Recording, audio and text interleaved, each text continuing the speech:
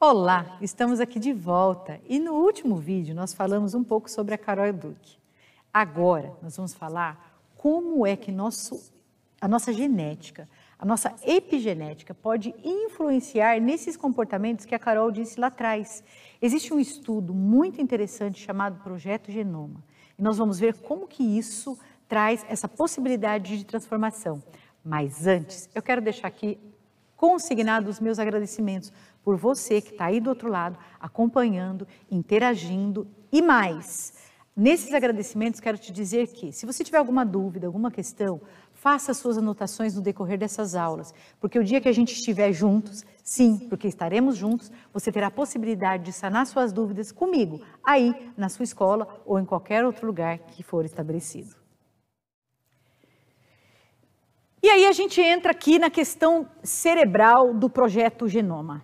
Vocês já ouviram falar muito por aí que a gente pode mudar o nosso DNA, que o nosso DNA é mutável, que o nosso DNA. O que o projeto vem dizer para nós? O que nós podemos aprender com isso? Nós aprendemos que a nossa genética nós trazemos da nossa família.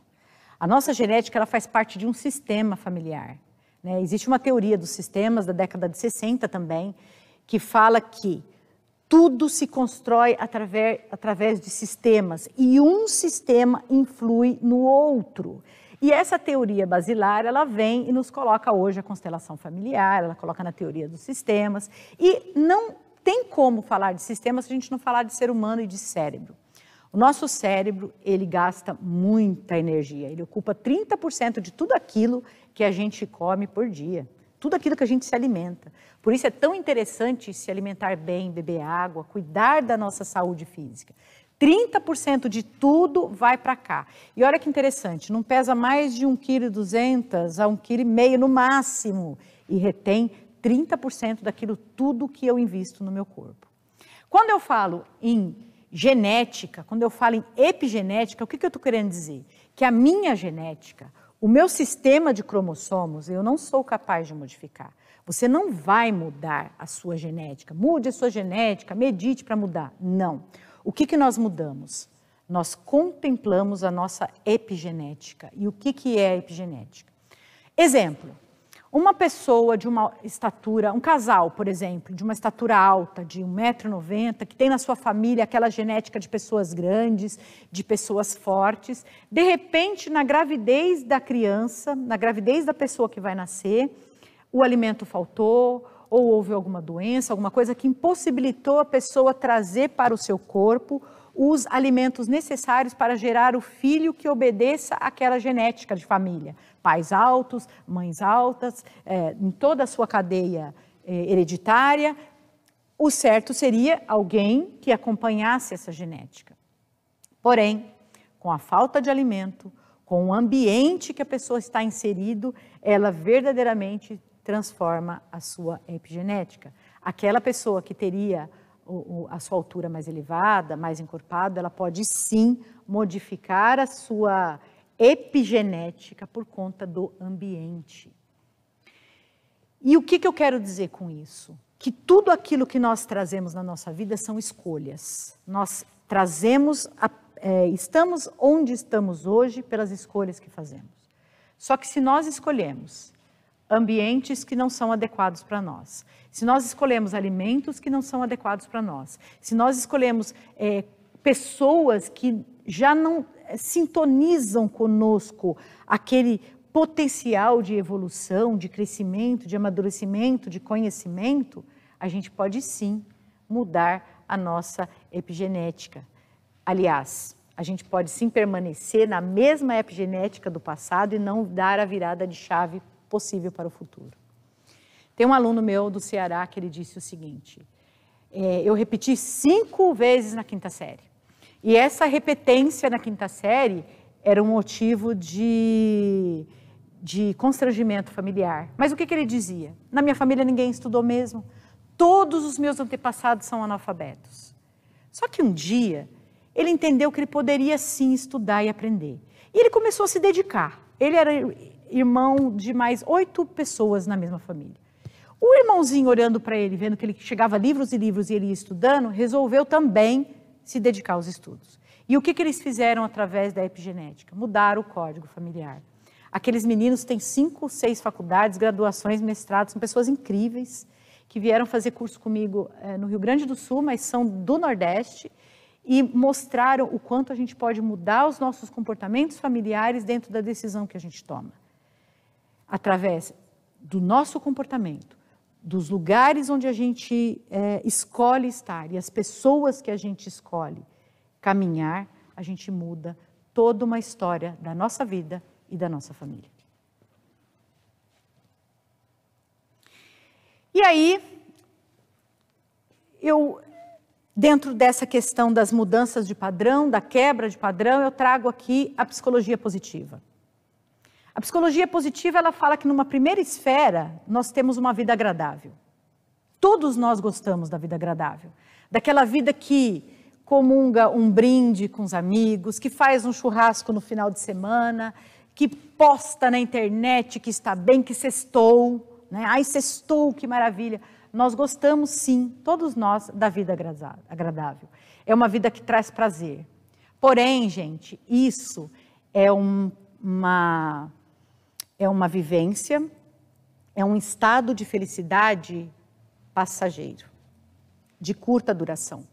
Porque quando acabar o domingo, com aquela musiquinha do Faustão, à tarde, e o Fantástico, a gente fica triste, porque na segunda-feira a gente tem que trabalhar.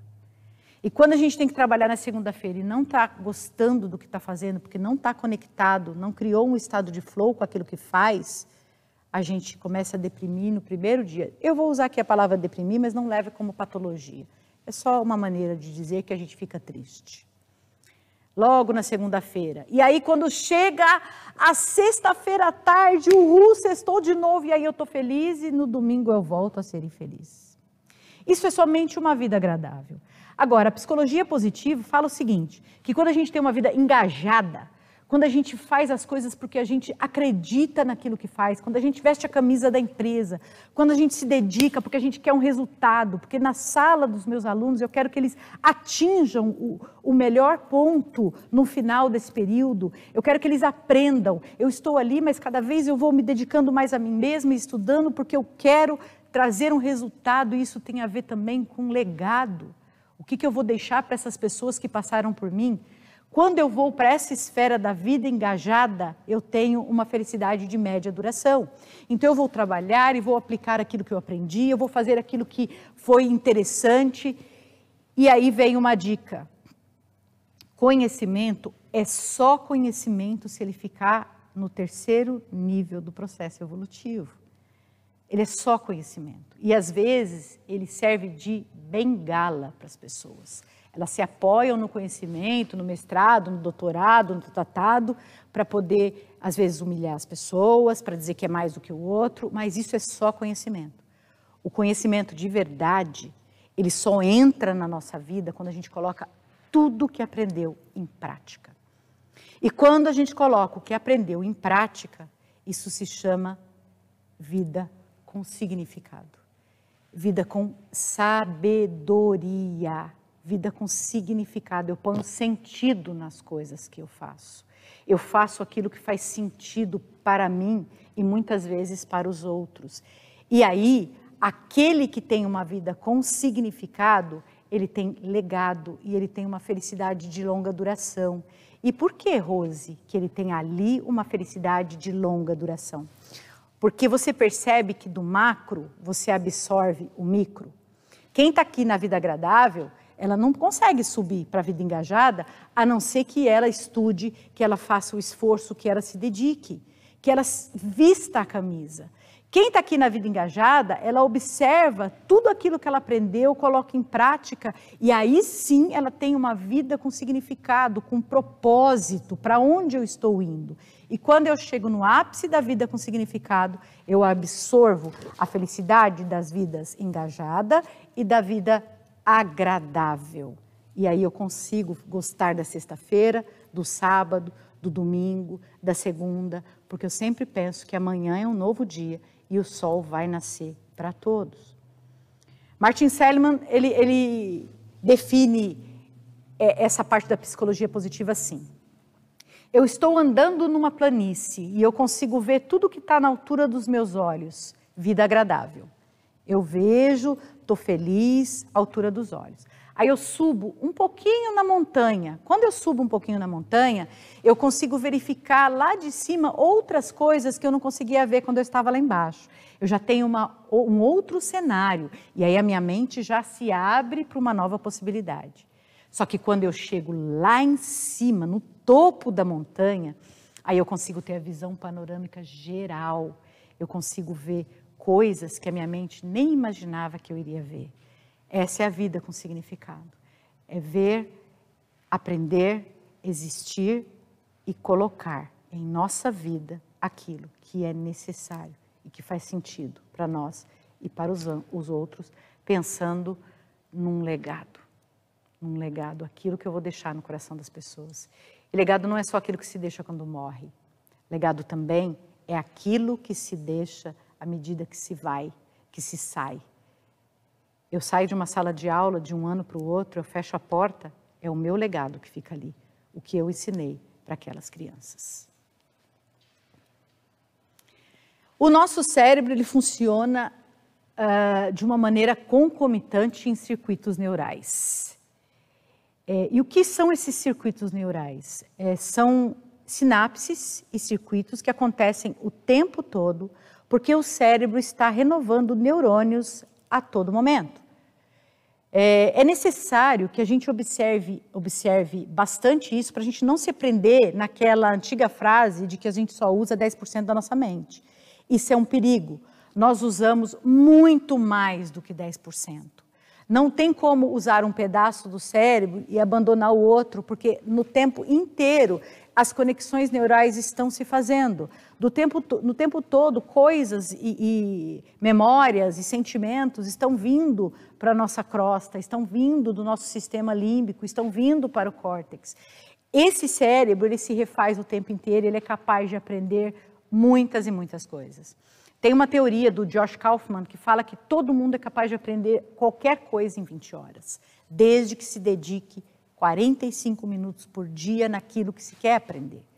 Tem uma outra teoria de Erickson que fala que, para nos tornarmos mestres, precisamos de 10.000 horas fazendo aquilo que a gente faz, e aí a gente ganha maestria naquilo. E aí eu te pergunto, qual foi a última vez que você fez uma coisa pela primeira vez? Qual foi a última vez que você se dedicou a aprender algo novo nessas 20 horas? E qual foi a última vez que você se tornou mestre em algo que você faz com vontade, com gosto, com zelo e com prazer? Esses são os desafios que a nossa mente nos coloca, a possibilidade de aprender mais e mais.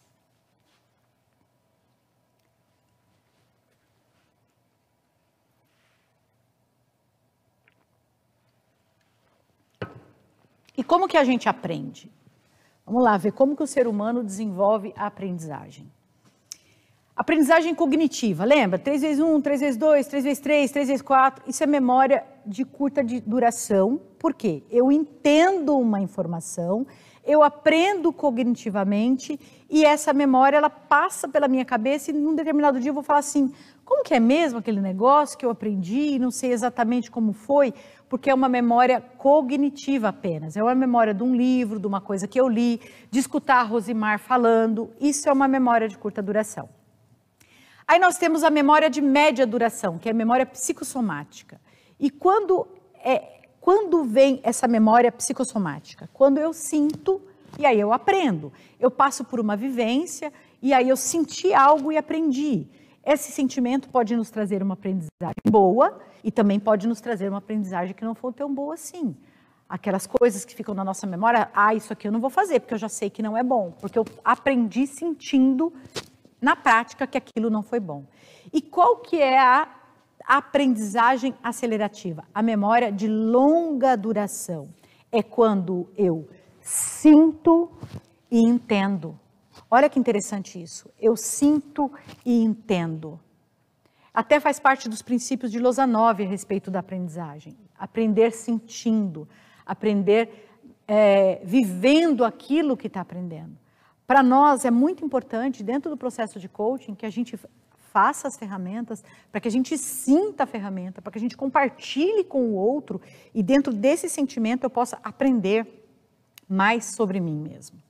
Nesse processo de ensinar em que eu sinto a atividade, eu aprendo mais. E isso, gente, a gente leva para as nossas classes, para a nossa escola. Quando o meu aluno ele sente o que ele está aprendendo, ele carrega para o resto da vida. Naquele momento que eu estava participando daquela aula de história, eu estava sentindo a aula de história profundamente. E eu levo para a minha vida.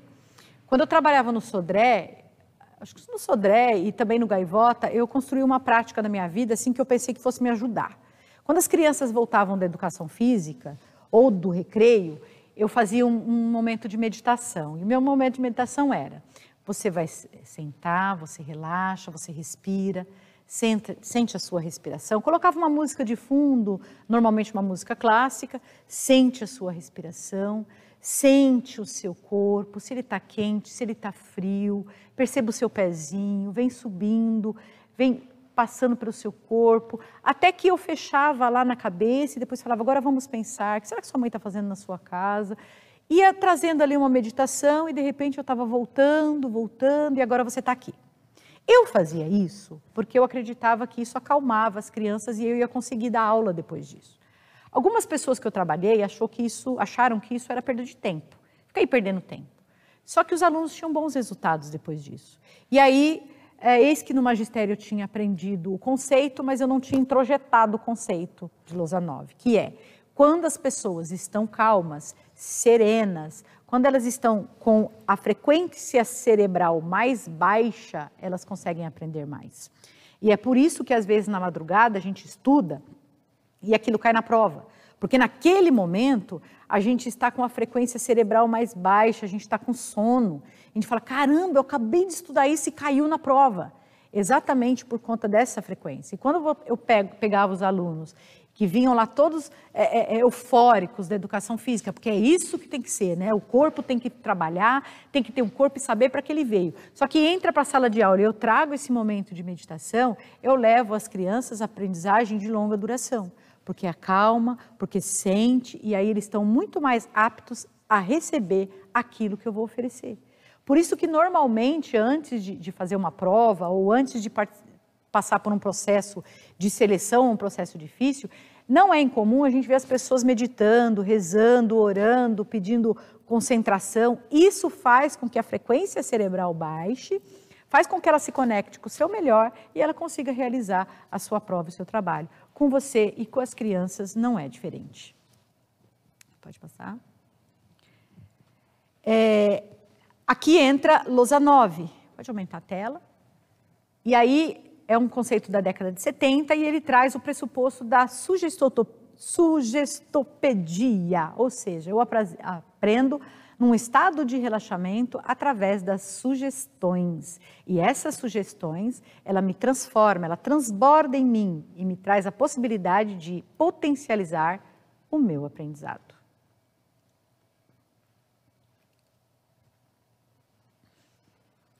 E aqui eu vou dar para você os conceitos de self. Lembra lá no começo, quando eu havia dito que nós temos um cérebro e esse cérebro tem informações abaixo do iceberg e que nós apenas processamos as informações acima, os 10%? Nós chamamos isso no universo coach de Self 1 e Self 2. Trazendo o conceito de Lozanov, o conceito de aprendizagem acelerativa, o que eu falo?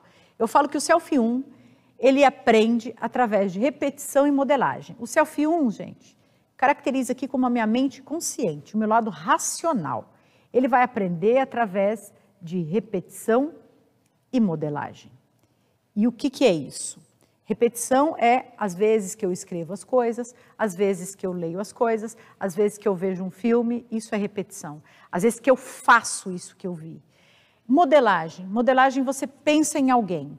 Quando você pensa em alguém, você pensa, caramba, essa pessoa é tudo que eu queria ser na vida. Essa pessoa, ela faz esse algo de uma maneira incrível. Eu quero muito aprender com essa pessoa. Isso é modelagem. Você olha para a pessoa, pensa no jeito que ela faz as coisas, observa o caminho que ela construiu para chegar onde ela chegou, e aí você começa a fazer igual. Isso acontece muito nos livros. A pessoa conta a biografia dela, uma história de vida, você fala, caramba, né? Custa aqui R$100, R$30, R$60, uma história inteira da vida de uma pessoa que se eu fosse construir para mim, através de todos os bloquinhos que ela construiu, quanto tempo eu demoraria para chegar aonde ela chegou. Napoleão Hill, ele traz no livro que se você pretende chegar em algum lugar, se você tem um objetivo na sua vida, conecte-se com pessoas que têm o mesmo objetivo. Conecte-se com pessoas que estão indo em direção àquele objetivo, àquele foco. E nessa conexão, a gente aprende, a gente cresce e desenvolve muito mais. Porque 2, 3, 4 cabeças funcionam muito melhor do que uma só. Se você tem repetição e modelagem, você tem aprendizagem racional de Self-1. Aí o conceito da psicologia é o flow. O que é o flow, Rosimar? O flow é isso que eu estou vivendo aqui agora. Eu estou aqui gravando essa aula para vocês, no Centro Tecnológico, aqui na sala de formação, nesse lugar lindo, e eu não estou vendo mais nada. Eu estou vendo uma câmera e estou vendo alguns slides que estão passando e está vindo de dentro de mim uma conexão profunda com aquilo que eu estou fazendo. Flow é quando você está em sala de aula, que você está ali explicando alguma coisa, que você está completamente compenetrado naquilo, que você é incapaz até de saber o que está acontecendo lá fora. Flow é quando você está dedicado a algo que passa um caminhão, você não vê, passa uma aeronave, você não escuta. Estado de flow, quando os namorados estão juntos, conectados, estão em estado de flow. Quando um músico toca o seu instrumento, que ele não ouve mais nada, que ele entra completamente dentro do instrumento, isso é um estado de flow. Quando nós aprendemos num estado de energeticamente focado, um estado de concentração focada, a gente aprende em Self-2. E o que é o Self-2? A nossa mente inconsciente, a nossa mente imaginativa, criativa, a nossa mente que tem um potencial infinito. 10% Self-1 eu preciso trazer para a minha racionalidade. Mas aquele que faz com que eu desenvolva, com que eu aprenda, com que eu entre no estado de flow, é exatamente a união do Self-1 com o Self-2. É esse estado de atenção focada com essa genialidade e a racionalidade do ser humano. Nesse estado, a aprendizagem é fluida e, posso dizer aqui, definitiva. E por que entre aspas? Porque às vezes, quando você precisar dessa informação, apenas basta um estalo, uma âncora, ou você se pegar um livro, algum orientador, que você vai se lembrar que num determinado momento você já viveu aquilo, já aprendeu aquilo, e vai ficar muito mais fácil de você reproduzi-lo agora. E como nós aprendemos em Self-1? Vamos lá. Filtros de aprendizagem. Deleção. Eu vou falando aqui a história da minha vida, vou trazendo, vou contando, e você vai fazendo uma deleção. Você vai falar, isso não serve para mim, isso aqui não. Nossa, isso que a Rose está falando faz todo sentido. É isso aqui. Isso é a seleção que você faz dentro de tudo que você vê, de tudo que você ouve, e você traz para você aquilo que faz sentido. Num segundo plano, nós temos a distorção. E o que é a distorção? Eu ouço a Rose, eu entendo a Rose e eu distorço para a minha história, eu trago para mim. E aí os exemplos dela, as metáforas que ela está contando, servem também para mim de uma outra maneira, porque eu converto isso em algo que faz sentido. E temos a generalização. E o que é?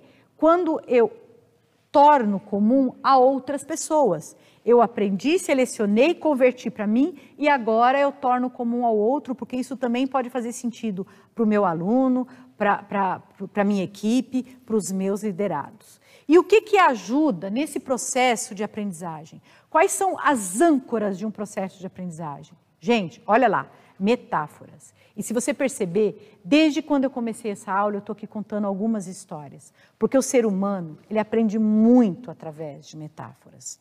O que a nossa mente consciente é capaz de não entender, ela entende através de uma história. Quando é cognitivo, ali, 1 mais 1, 2, se ele não entendeu, história. E aí eu vou trazer para vocês talvez, que seja o maior a maior sabedoria desta terra que eu fui capaz de acessar. Aquele homem que viveu na Galileia, ele passou a vida ensinando através de histórias, de metáforas, de parábolas. Cristo, quando traz uma história, uma metáfora, uma parábola, ele vai tanto ao mais erudito como ao mais simples, à criança. Porque através das histórias, você fala na alma da pessoa de acordo com aquilo que ela precisa. Não há maneira mais eficaz do que as histórias, as metáforas num processo de aprendizagem. E aí entra a autossugestão, vamos ser felizes agora. Tem um professor meditador na internet que ele fala assim, vamos ser felizes agora, e isso é autossugestão, porque todas as vezes que ele fala vamos ser felizes agora, é como se você virasse uma chave da felicidade dentro de você e falasse vamos ser felizes agora, vamos brincar com alegria, vamos fazer algo divertido, isso é autossugestão. Relaxamento, lousa 9, vamos respirar, vamos sentir o corpo. E o legal disso tudo é que hoje na internet tem muita oportunidade desse tipo de aprendizado. E programação mental positiva, sempre, sempre. Programação mental positiva. Isso é algo que eu trago para a minha cabeça. Ó dia, ó céus, ó vida, não, vai dar certo, amanhã é outro dia, vai parar de chover. E é claro que o sol vai voltar amanhã. Quais são as probabilidades da gente atingir os nossos objetivos? Como que a gente atinge os objetivos? Olha que interessante. Quando você ouve uma ideia, a Rose está aqui falando e você falou, nossa, que legal, gostei dessa ideia. Você tem 10% de probabilidade de realização. No nível 2, quando você decide adotar, não, eu ouvi a Rose e amanhã eu vou fazer. Você tem 25% de chance. Eu vou fazer. Quando você decide falar amanhã, às 14 horas, eu vou fazer, você aumenta a sua probabilidade para 40%. Porque você decidiu o dia. Você apenas não decidiu apenas fazer, vou fazer. Você decidiu o dia e a hora que você vai começar.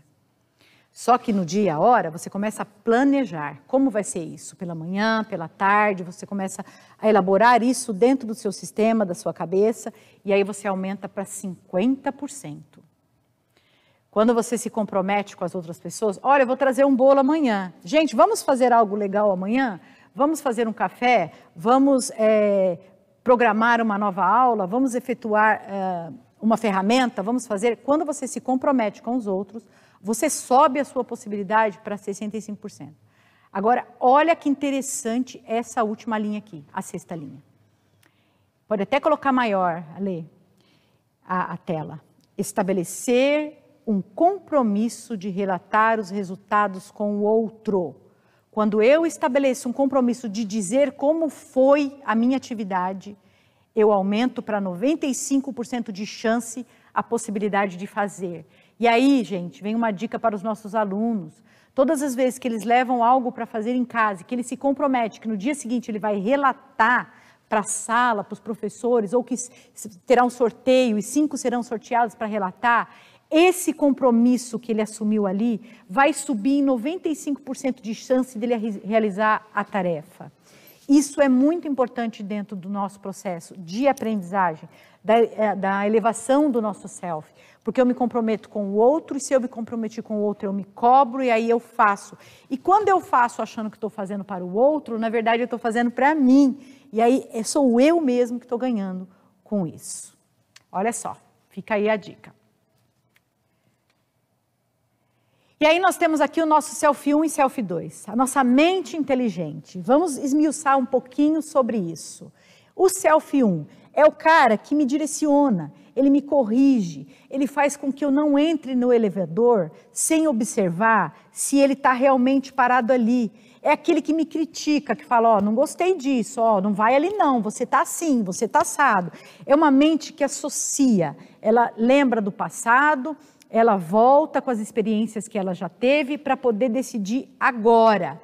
E ela vive no tempo do relógio. Então, assim, agora são 15:05 da tarde, estamos aqui no estado de presença, aqui e agora. Esse é o Self 1. Cuidado, quando esse Self 1 se torna julgador demais. Não faz, Não vai, as pessoas vão rir de você, as pessoas vão te humilhar, você não sabe fazer isso.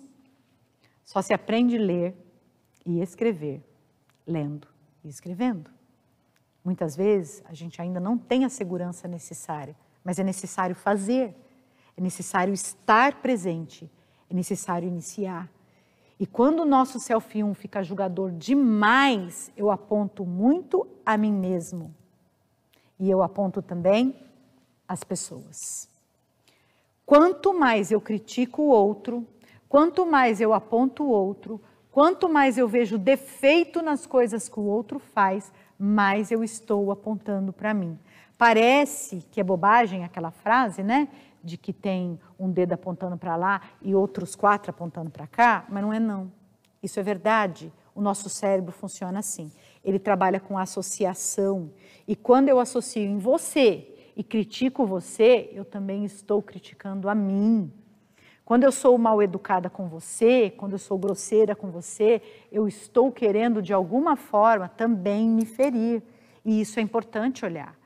Quando a gente faz alguma coisa que alguém critica, a gente pensa, caramba, o que será que aquela pessoa fez para me criticar dessa forma? Tem uma brincadeira que eu acho bastante interessante das pessoas falando do Rubinho Barrichello. E eu vou dizer aqui no nosso vídeo porque é comum. Ai, chegou atrasado. Ai, lá vem o Rubinho. Nossa, a Dilma está sofrendo processo de impeachment? Tem CPI contra a Dilma? Vocês também já viram milhares dessas brincadeiras. E aí eu pergunto, quem é o Rubinho? E quem é aquele que está criticando o Rubinho? Ele chegou onde ele chegou com a força dele, só ele sabe a dificuldade que ele tinha. Eu ouvi a história do Ayrton Senna, achei incrível, que o Ayrton Senna não era aquele cara que corria bem na chuva.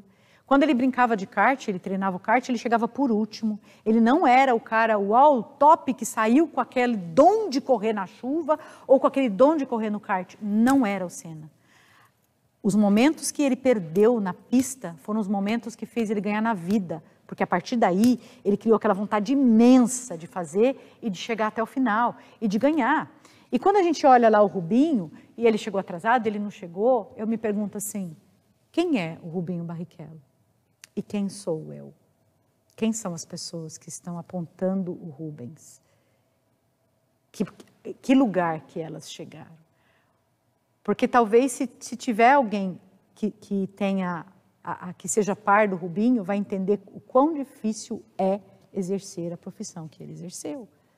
Quantas pedrinhas ele teve que pular, né? Quantas, talvez até montanhas ele teve que superar para chegar onde ele chegou.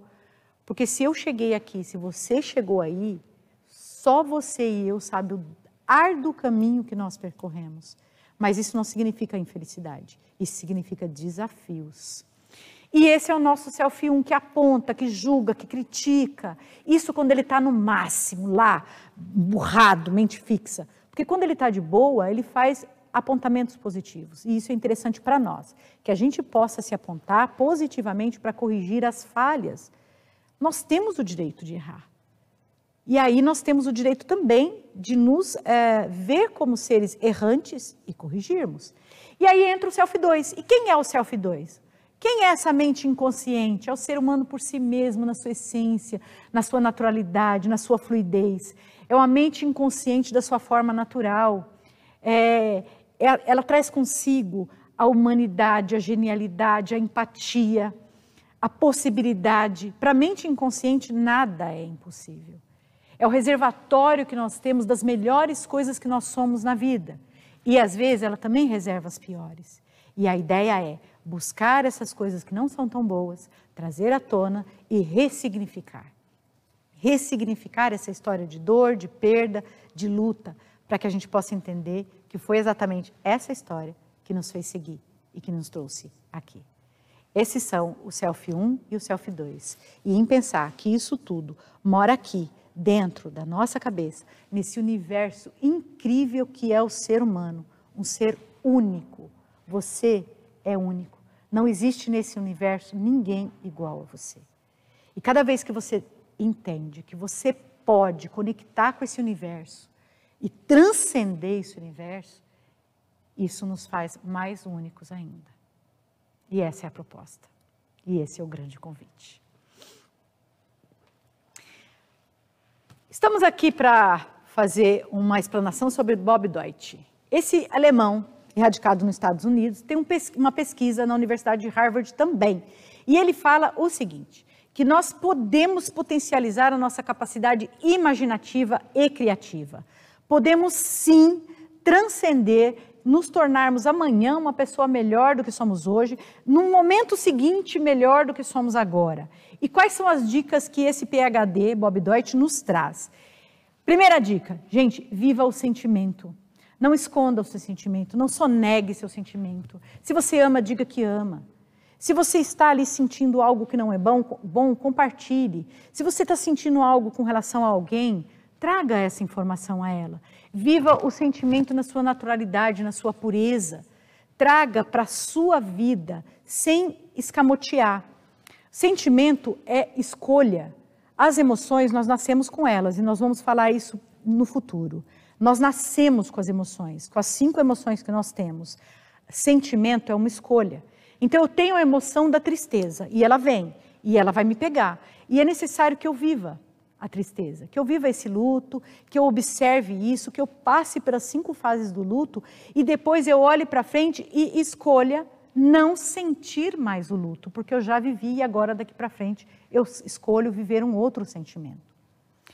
5 emoções básicas: alegria, tristeza, medo, amor e... qual que é o outro, gente? Alegria, tristeza, medo, afeto e amor e raiva. Pois é. Tem pessoas que... ai, na emoção da raiva. Tem pessoa que guarda a raiva. Não vou sentir raiva. Tem pessoa que vê a tristeza e dá um chute nela. Não, tristeza não me pega. Dica de filme, divertidamente, para entender como funcionam as emoções, para entender como a gente sabota as próprias emoções. Veio emoção, 1 minuto e meio para sentir sua emoção, 1 minuto e meio, sentiu a emoção, agora você escolha se vai ficar sentindo essa emoção ou se vai transcender e prosseguir. Por que eu disse 1 minuto e meio? 1 minuto e meio é o potencial que nós temos de digerir uma emoção. O que sobra depois desse 1 minuto e meio é a lembrança. É a nossa memória que nos trai. Então, todas as vezes que eu penso naquele sentimento, eu penso no quê? Numa memória traída. Porque lembrou daquela pessoa, nossa, mas eu estava tão bem agora, mas agora eu já lembrei. Isso é memória, isso não é mais a emoção. Então, eu escolho trazê-la ou rejeitá-la. Só que é importante vivê-lo, é importante deixar fluir. Muitas pessoas, assim como eu, se recusavam a viver a emoção da tristeza. E é necessário sentir, diluir e levantar. E não esconder. Sabe aquela coisa de vai dormir que passa, amanhã dorme, que trabalha e vai passar. Meu nome é trabalho exatamente para não sentir as emoções. Sabe essa sabotagem que a gente faz? Sinta e escolha permanecer nele ou deixá-lo fluir. Segunda dica, suspender todo tipo de julgamento para construir um estado de alma de ser curioso. Se você observar os livros sagrados, que vai da Bíblia ao Corão e outros, eles têm uma conexão com relação a julgamentos. E se você observar Cristo, ele sempre disse, não julgue as pessoas, não aponte as pessoas, mas uma coisa ele também disse, tenha discernimento. É diferente. Julgamento aponta, julgamento magoa, julgamento nos trai, e quanto mais eu aponto o outro, mais eu me aponto também. Discernimento é quando eu construo um estado de curiosidade e a partir dali eu tenho condições de escolher. Nós falamos que a nossa vida é escolha, nós escolhemos, só que nós não escolhemos do nada, nós não aprendemos do nada, nós precisamos escolher com base em algo que seja do meu conhecimento. Eu tenho que escolher com propriedade. E quando eu escolho com propriedade? Quando eu conheço. E quando eu conheço? Quando eu suspenso o julgamento e pergunto para o outro, o que te faz sentir assim? Por que você trouxe essa cor e não outra? Por que você fez essa escolha? O que você estava sentindo quando você agiu desta forma? Quando eu pergunto para a pessoa o porquê, ela me traz elementos que muitas vezes não estava nem passando pela minha cabeça. E isso faz com que eu construa o quê? Uma base de discernimento para eu entender e escolher. Discernimento é a escolha. Julgamento é apontamento. Todos nós precisamos escolher da maneira mais assertiva possível. Vamos errar, ok. Mas é necessário construir as nossas escolhas dentro daquilo que nós acreditamos que seja o universo das nossas saídas. Estar aberto, estar em estado de receptividade. Eles estão me avisando ali que o nosso tempo já acabou. Bora lá, vamos tocar. Estar aberto, estado de receptividade. Convido vocês a ficarem receptivos, porque a gente tem mais alguns minutos aqui para falar sobre algum assunto. E o que é estar receptivo, gente? É não colocar o bloqueio na frente. Ele vai me ouvir, vai dizer, nossa, já passou do tempo, Rose, mas eu vou te dar aí mais 10 minutos que você tem algo para dizer. Estar aberto é olhar para aquele prato de comida que você nunca comeu e não torcer o nariz antes de experimentar. É dizer, não vou em tal lugar porque lá só tem pessoa que eu não vou gostar. É de se dar a oportunidade de ir àquele lugar, porque você nunca foi, por que você está julgando? É se dar o direito de vivenciar com receptividade as coisas que o mundo traz. E às vezes, a gente vira as costas para algumas coisas, e essas coisas podem ser alegrias ou não, e podem ser estados doentios, sem observar o que aquilo está querendo dizer para a gente. Qual que é a história que aquela história quer nos contar, qual que é o aprendizado que aquela situação vai nos trazer. Convite, utilizar metáforas. Olha só como a gente cria uma mente imaginativa, segundo Harvard, utilizar metáforas. Se você viu que você não atingiu a pessoa da maneira com que você explicou uma coisa, conta uma história. Traz uma história para perto, conta uma história para você, ouça mais histórias. As fábulas de Esopo não são historinhas tão ingênuas assim. As histórias do contexto geral de histórias infantis, elas têm o seu fundo. E esse fundo qual é? É aquele que vai fazer sentido para o ouvinte na hora que ele se conectar com a história. E entenda o paradoxo. Talvez isso seja a coisa mais difícil que a gente possa fazer. E o que é o paradoxo? É a dualidade. Eu não sou self 1 e self 2. Eu sou luz, mas eu também sou sombra. Eu acerto e eu erro. Eu estou de um lado e eu estou do outro. E qual é o melhor caminho para nós? Quando a gente entende o paradoxo, é quando a gente caminha pelo meio. Tem um livro muito interessante que eu gosto que se chama No Centro Sentimos Leveza. É nesse centro, no caminho do meio, onde não tende nem para um lado e nem para o outro. Eu não sou 8 e nem 80. No caminho do meio, eu consigo compreender o paradoxo. Eu consigo trazer coisas de outras pessoas para mim. Eu consigo visualizar essa dualidade do ser humano, que é a luz que ilumina uma cidade do alto da montanha e que também é a sombra, que você pode chamar de imperfeição, de pecado, de dor, mas são as coisas que nós carregamos, porque não somos 100% nem luz e nem sombra. Mas a notícia boa é, o ser humano, ele tem uma capacidade incrível de transcender com a sua luz as suas sombras. Essa é uma capacidade do ser humano, em ser mais luz do que sombras. E é através do entendimento desse paradoxo que a gente atinge esse potencial. Níveis de aprendizagem. Quem sou eu aqui? Gente, esse item 4 aqui, é a minha mente inconsciente, olha só. E aqui embaixo eu tenho a incompetência inconsciente. E o que é a competência inconsciente? É aquilo que eu não sei que não sei. A incompetência inconsciente é algo que eu não sei que existe. Teve uma ocasião que fui fazer um curso numa escola aí muito famosa e eles me perguntaram o que eu fui buscar lá. E eu disse que eu não sabia exatamente o que eu fui buscar, mas que eu sabia que muitas coisas eu desconhecia na vida. Então eu queria saber o que eu não sabia que eu desconhecia. Na hora o instrutor deu risada, depois aquilo virou alguma piadinha e tal, mas para mim fez total sentido, porque eu fui naquela escola buscar algo que eu não sabia, A minha curiosidade me levou para lá. E se você observar aqui, ó, o ser humano, na sua amplitude, ele nem sabe que desconhece de tantas coisas do universo. Aqui no segundo nível, é a incompetência consciente. Eu sei que não sei. Rose, você sabe pilotar avião? Não sei. Não sei pilotar avião e eu tenho consciência disso. Aqui no nível 3, eu tenho a competência consciente. Ah, eu sei. Eu não sei pilotar avião, mas eu sei dirigir automóveis. É uma competência consciente. Agora, a competência inconsciente é aquela que acontece quando você chega aqui na cidade e você não sabe como você entrou na rodovia. Você está num estado de flow. Você tem tanta competência para dirigir que você olhou para os lados, você olhou no retrovisor, você olhou para fazer o retorno, só que você não se lembra. Você fala, caramba, né? Já fiz esse bolo e nem vi se eu coloquei ovo. Porque a sua competência inconsciente já abarcou aquele nível. E olha, gente, ela é pequena em vista de todas as competências que a gente pode construir. O nosso grande desafio é aqui, ó, daquilo que eu nem sei que não sei.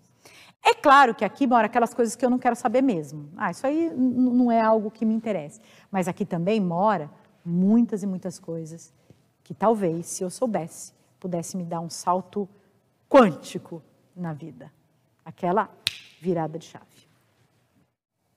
E chegamos ao final de mais um módulo. Ai, tá acabando. O tempo é tão atemporal que passa e a gente nem percebe.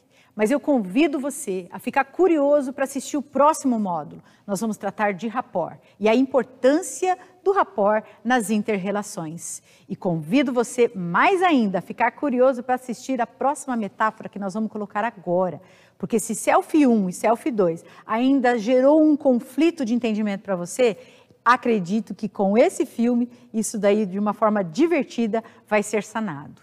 Agradeço a sua presença, a tua audiência e o carinho que você tem revelado a mim e a toda essa equipe de produção. Um abraço e até mais.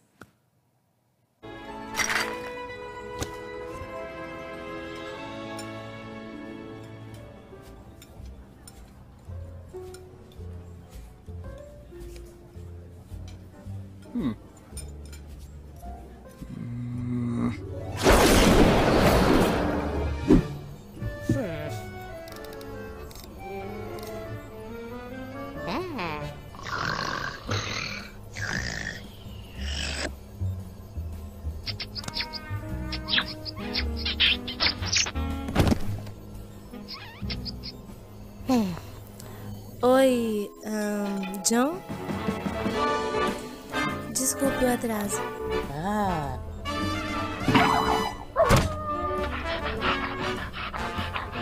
Olá, você deve ser Scarlett. Sim, prazer em conhecê-lo.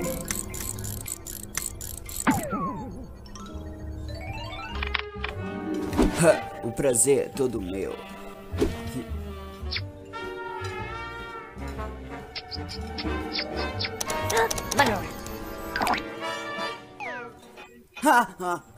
Aqui.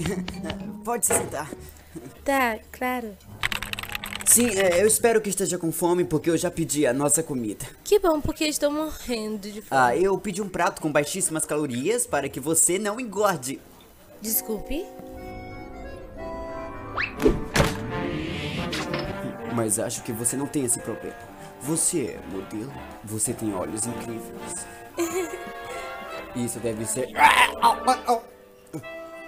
Isso é francês, né? Não. É de Wisconsin, o melhor queijo de lá. Já provou alguma vez o queijo de Wisconsin? Oh, não. Queijo me dá gases. Olha aí, já tá. Vamos ver o que sai. Eu espero que goste do prato principal. Que nesse caso sou eu sei. O jantar está servido.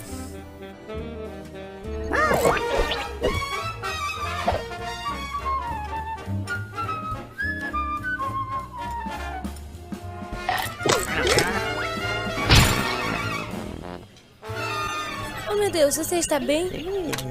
Eu tô bem, olha só como eu tô legal.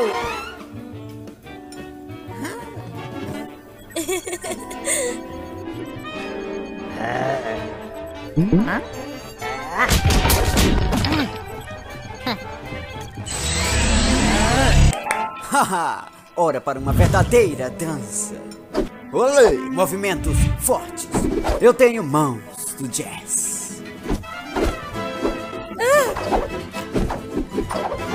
O que acha da nossa sobremesa?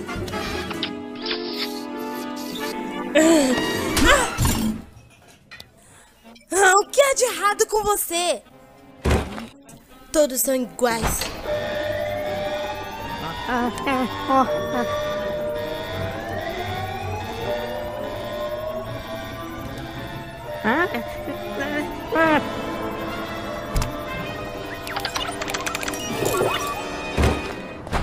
Espera aí, Scarlett. O que você quer? Scarlett, olha, eu sei que eu fui um grande idiota lá dentro. Sim, você foi. O que foi tudo aquilo?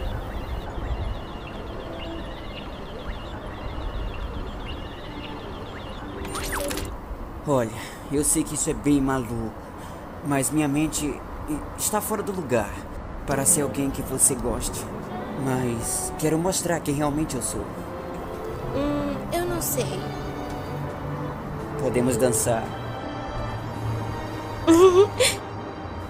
Eu gosto como isso sou. Você tem mais alguma coisa em mente?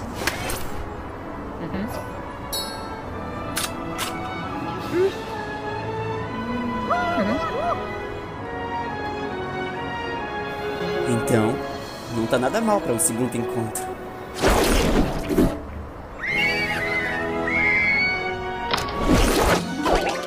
Esqueça o encontro. Vamos formar uma família!